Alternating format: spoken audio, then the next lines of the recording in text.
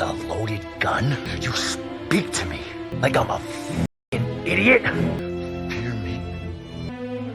Fear me. Fear me. The movie opens with a man named Jake Green finally getting out of prison after spending 7 years locked up. And as the guards walk him out, 4 important quotes flash across the screen, each of which will end up defining his story from this point on.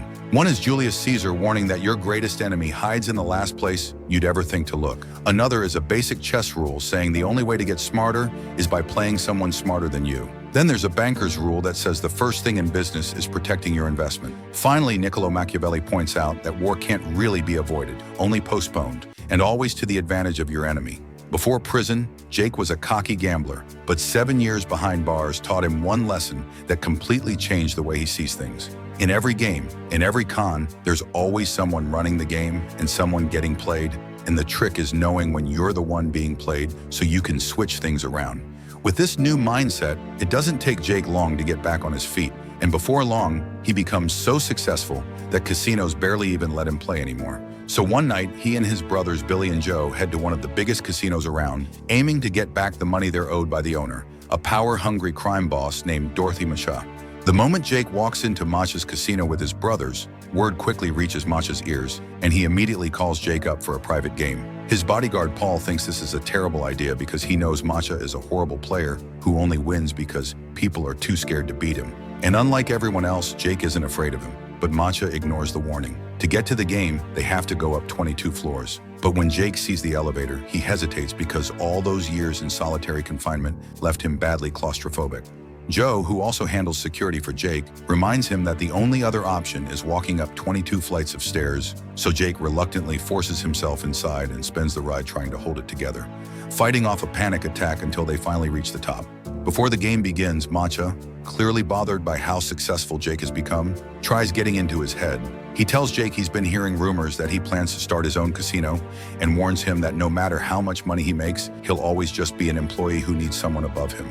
Then he asks what cut of Jake's business he'll be getting, but Jake ignores him and starts playing a chip toss game with another player instead, purposely losing to make Masha feel more confident. Then when he makes the same bet with Masha, he wins twice in a row and embarrasses him right in front of everyone.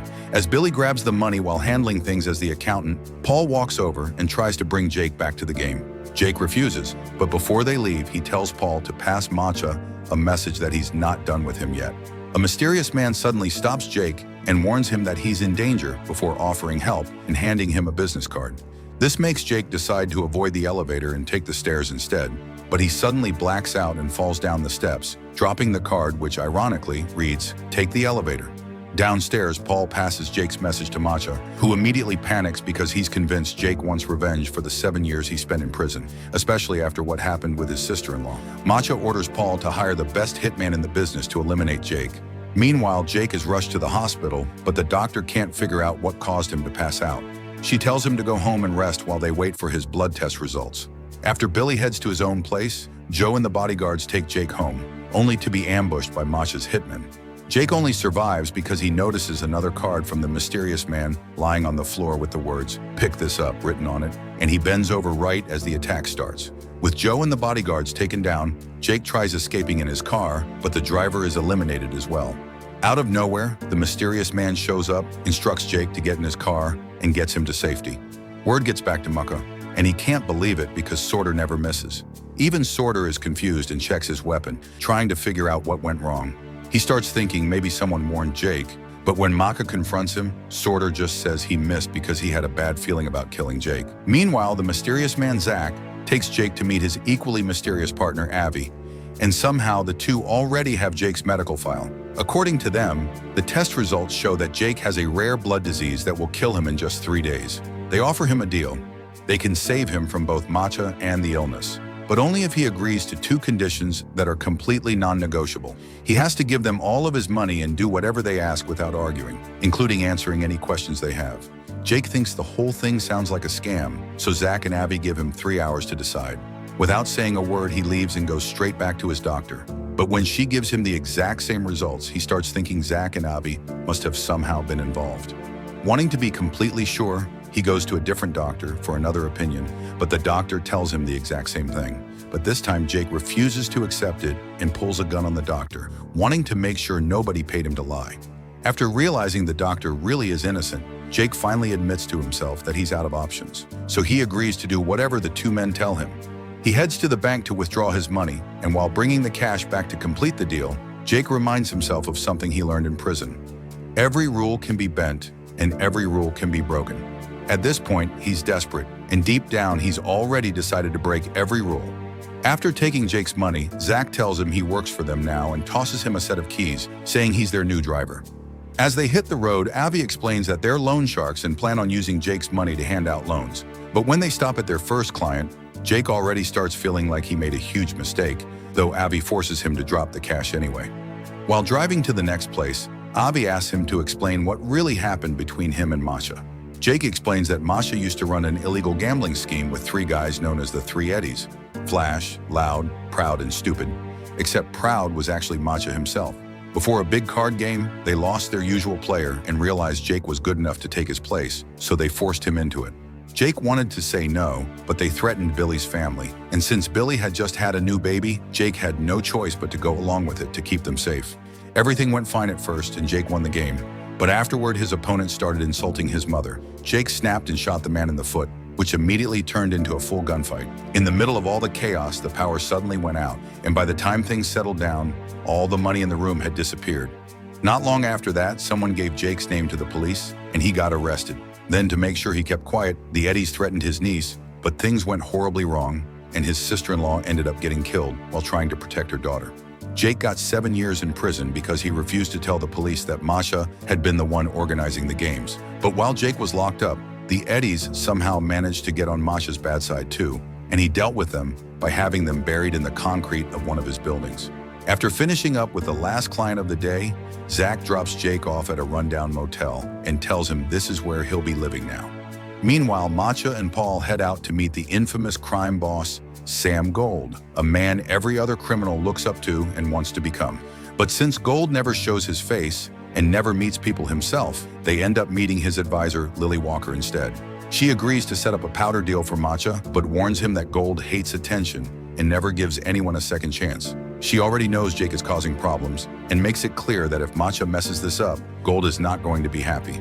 But even after hearing all that, Masha only sees the upside of doing business with someone that powerful and confidently says everything is under control and that he doesn't see any problems coming. The next day, Jake gives Zach and Avi even more money, and while playing a game of chess with Avi, the conversation shifts to Jake's time in prison. Jake explains that he had been given the choice to spend 14 years doing regular time or only 7 years in solitary confinement, and without hesitation, he picked solitary. On both sides of his cell were two mysterious men, one a chess master and the other a con man, who had apparently been there for a very long time. Even though they never saw each other or spoke face to face, somehow they knew everything about one another. And during the first 5 years of Jake's sentence, the three of them shared ideas about chess and the perfect scam through handwritten notes hidden inside library books that were passed around between cells. Jake always thought he was one of the smartest players around, but over time he realized these men had figured out a formula that could win almost any game in the world. He started learning from them, even though back then he still didn't fully understand how deep it really was or why it would matter to him. Jake ended up opening up a lot about himself in those messages, and eventually the two men told him they were planning a prison break and said they would take him with them. But when the escape actually happened, they left him behind. Then when Jake finally got out 2 years later, he found out they had taken all the money he had hidden and left a note saying, "You can only get smarter by playing a smarter opponent." Jake says that this is the first rule of every game, and after getting out, he started using the formula to make himself rich at casinos. And even now in the present, he manages to use it to beat Avi at chess.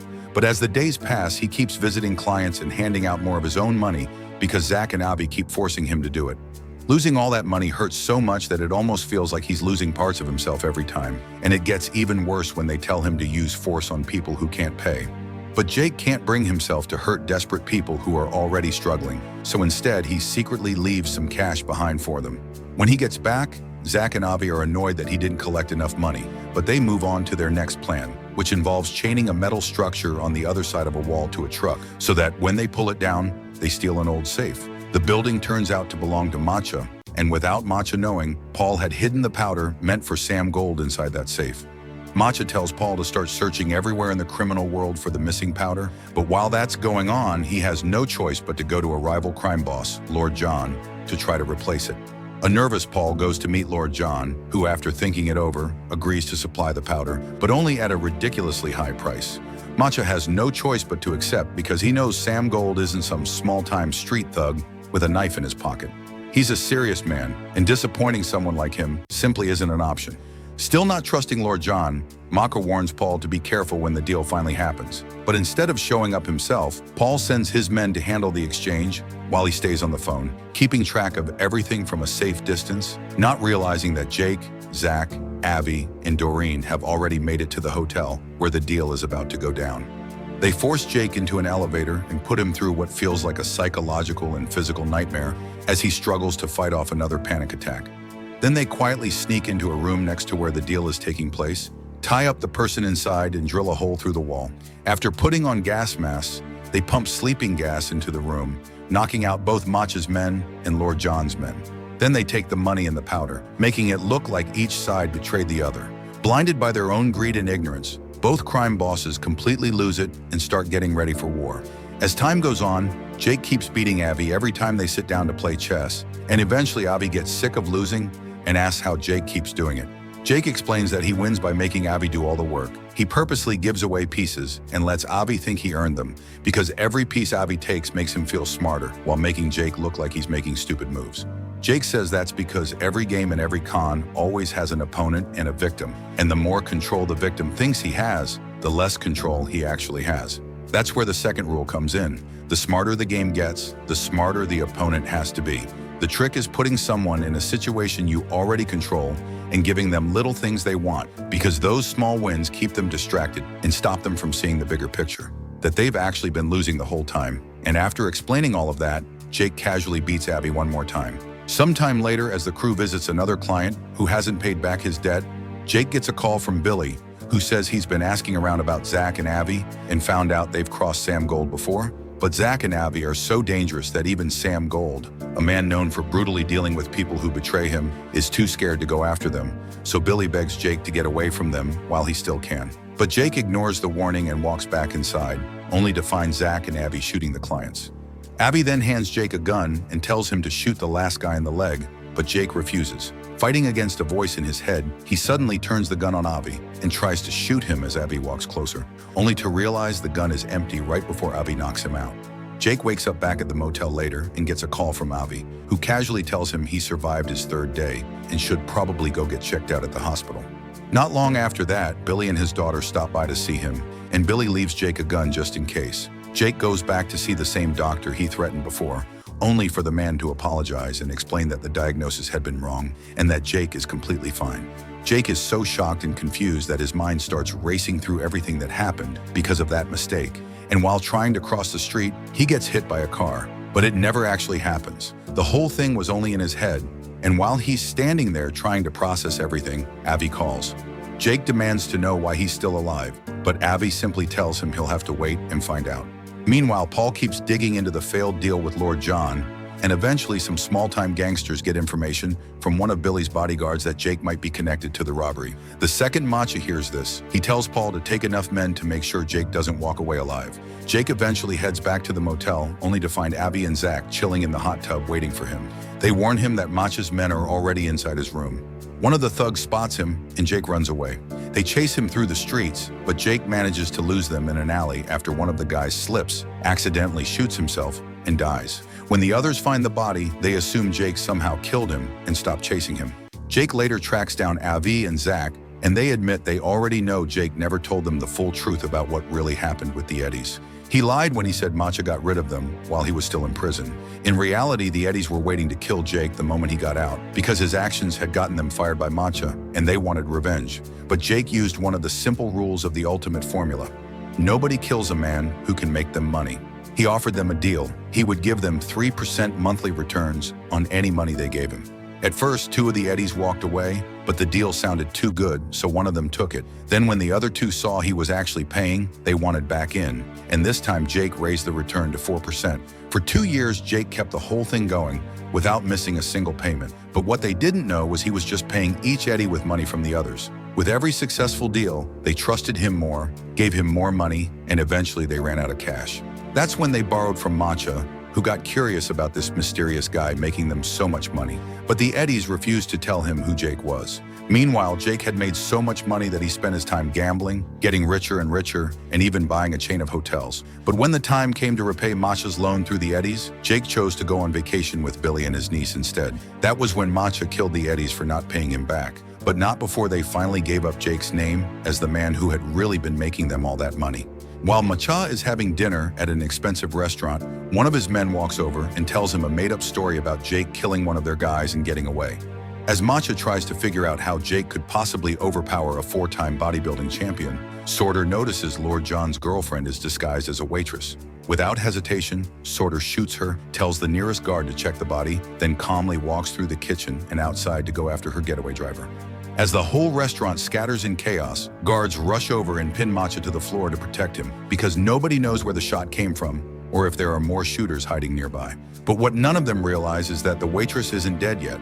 Trapped under the guards and unable to move, Matcha notices she's still holding a gun and aiming it straight at him. He desperately tries to get the guards' attention, but they're too busy searching the room for danger to notice what's happening right under the table. The waitress starts shooting, and Matcha begins twisting and struggling, trying to break free from the guard holding him down. She manages to shoot one of his fingers off, but just before she can line up the final shot, Matcha grabs a backup gun strapped to one of the guard's ankles and finally takes her out, to everyone's shock. Outside, Sorter catches up with the driver and eliminates him after the driver confirms that Lord John himself ordered the hit. A furious Matcha sends Sorter straight to Lord John's hideout to wipe everyone out. Sorter sneaks into the control room and takes out every guard inside before checking the security cameras and spotting Lord John sitting in the next room. He then drills a tiny hole in the wall separating them and slides his gun through the opening. Using only the CCTV feed to guide him, he fires, watches the screen to see where the bullet lands, adjusts his angle, and fires again. Lord John eventually notices bullets tearing through his chair, but Sorter lines up the perfect shot and takes him out. While playing golf on a rooftop, Zach and Abby tell Jake that Sam Gold isn't real. Nobody has ever seen him because there was never anyone there to see in the first place. Sam Gold is just an idea, a symbol for greed and ego, and the only reason he has any power is because people give it to him by chasing money, status, and power. Everything suddenly starts making sense to Jake as he realizes he's been a pawn in his own game the entire time. His real enemy was inside his own head all along, which perfectly matches the ultimate rule of the scam. Your enemy hides in the last place you would ever think to look. Sam Gold is really all the worst parts of Jake: his fear, his ego, his dark thoughts, and all the inner demons controlling him. To win the game, he has to change the rules and stop letting his ego run his life. Zach and Abby were actually helping him break free from his ego. Suddenly, Jake understands why it felt like he was dying this whole time while he was giving away his money. It was really his ego dying. Jake empties out his bank account and gives every last penny to charity before sneaking into Matcha's bedroom while the crime boss is asleep. As he's standing there, the voice inside his head is screaming at him to pull the trigger and end Matcha. But instead, when Matcha wakes up, Jake completely drops his ego. He gets down on his knees, totally embarrasses himself, and begs Matcha for forgiveness for taking his money. He even strokes Matcha's ego, calling him the superior boss and mentioning the massive charity donation he just made in his name, before calmly walking out. Every single thing Jake does goes totally against the voice inside him, putting his own ego through torture. To face his final fear, Jake forces himself to step into an elevator while Matcha, driven entirely by his own ego, grabs a gun and chases after him. And before long, the elevator suddenly gets stuck between the 12th and 14th floors. Trapped inside the tiny space, Jake fights through a panic attack and begins having a mental war against his fear, pride, and ego. But he intentionally accepts the pain that Sam Gold has always been hiding behind. Sam Gold throws everything at him and uses every psychological trick possible to break him and take control. But Jake has finally become detached enough from that voice not to fall for it anymore. Holding on to the ultimate rule, embrace the pain, and you will win the game.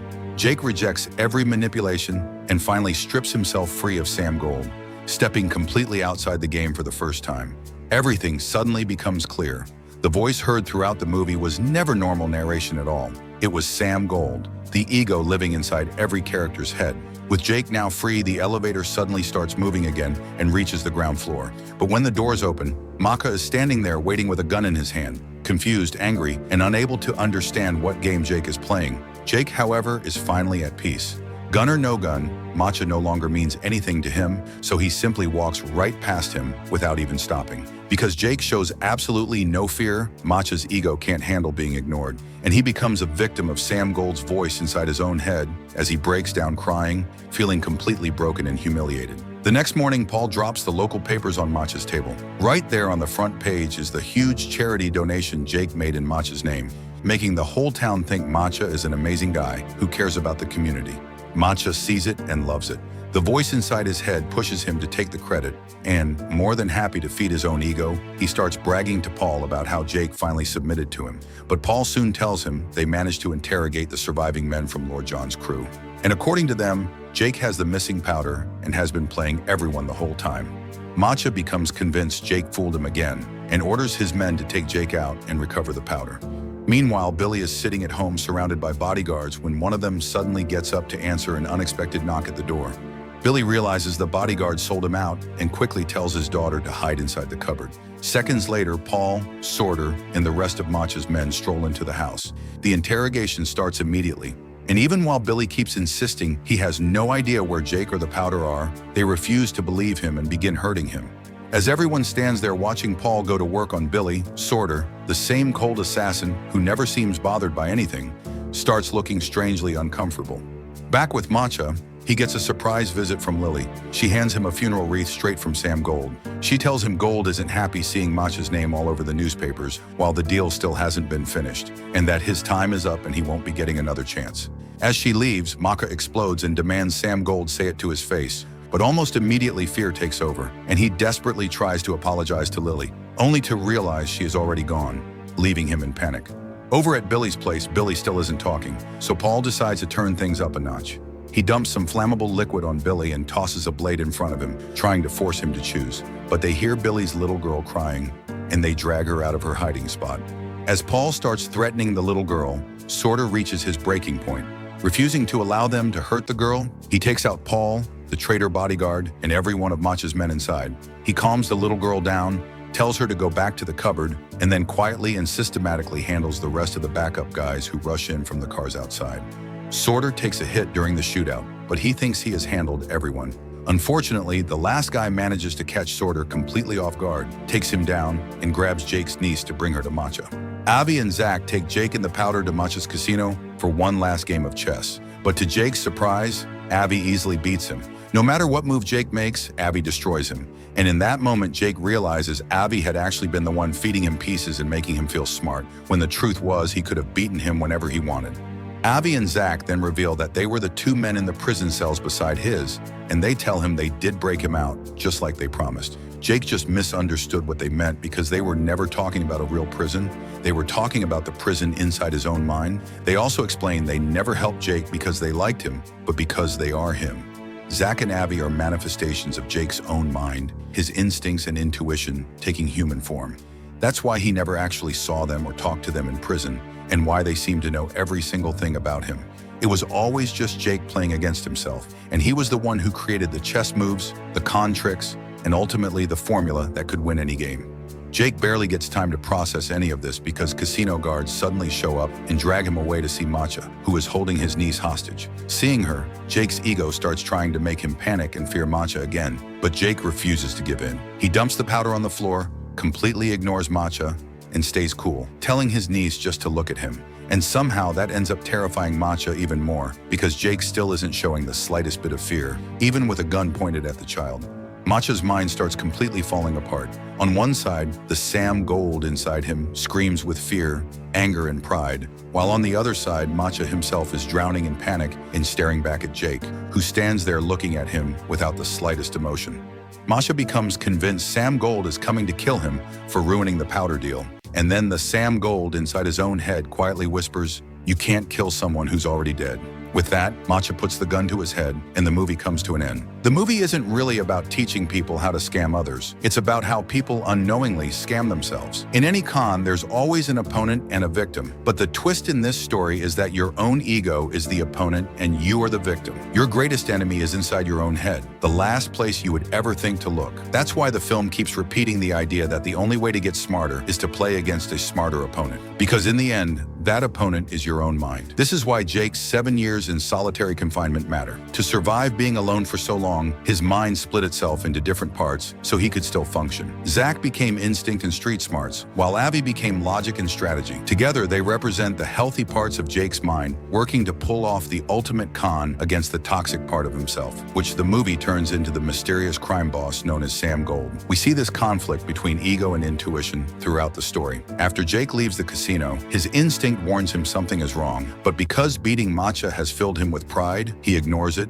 and chooses the stairs instead of the elevator, which leads to him collapsing. Later, when he finally listens to that same instinct and ducks to pick up the card, it saves his life during the assassination attempt. The ego works by convincing you its voice is your own, and it survives by feeding on pride and greed. That's why Jake is called Mr. Green, because his identity and self-worth are tied to money, something he has so much of that Avi can practically smell it. To break this, his mind tricks him into believing he has only 3 days left to live, forcing him to let go of his wealth and break his attachment to money. Even the way Jake claims he lost the cash he stashed before being locked up was a lie, because he was the one who took the cash from where he had stashed it and deliberately set himself up to lose it as part of a larger plan to get revenge on the Eddies for the death of his brother's wife and to make even more money in the process. By feeding them huge profits, he slowly lured them into a situation where they became dependent on Macha's money, knowing Macha would eventually get rid of them the moment they stopped being useful. Guys like Flash, Loud, and Stupid were just pawns, and as Jake said, nobody kills a man who is making them money. Macha turned on the Eddies when they started costing him money instead. Zach and Avi act like loan sharks because intuition and logic only show up when people have no other options left. They represent the parts of the mind people ignore until it's too late. Lily Walker represents the voice of gold, surrounded by 8 pawns to show how people are trapped in systems controlled by ego. The powder symbolizes addiction to status, power, and desire. Lily repeatedly says Mr. Gold doesn't give second chances because once the ego fails, awareness takes over. Ego can control fear and desire, but not intuition or logic, which is why Gold cannot touch Zach and Avi. The film's message is that people spend their lives chasing approval and status, not realizing they are trapped by their own minds. Even Lord John keeping a beautiful assassin by his side reflects the same idea, showing how something attractive can hide something dangerous and make people lower their guard. In Gold's world, the more power you think you have, the less you actually have. But once you change what controls you, you gain real control. This realization is what allows Jake to win. He understands that kings in chess cannot directly kill each other, and Macha also knows this, which is why he desperately needs Jake to fear him in order to feel powerful. Instead of fighting back, Jake chooses humiliation and forgiveness, breaking Macha's control over him. To keep him away from his intuition, his ego made him develop a fear of elevators to avoid self-reflection. So stepping into the elevator becomes his final confrontation with his own mind. By facing panic instead of running from it, he breaks free from ego completely. Even losing the final chess game to Avi shows he no longer needs to prove he's smarter than everyone else. Macha, on the other hand, spends the entire story protecting his ego. He refuses humiliation, loss, or weakness. So when Jake stands in front of him without fear, Macha's identity collapses. Unable to face the voice in his own mind, he becomes trapped by it and pulls the trigger.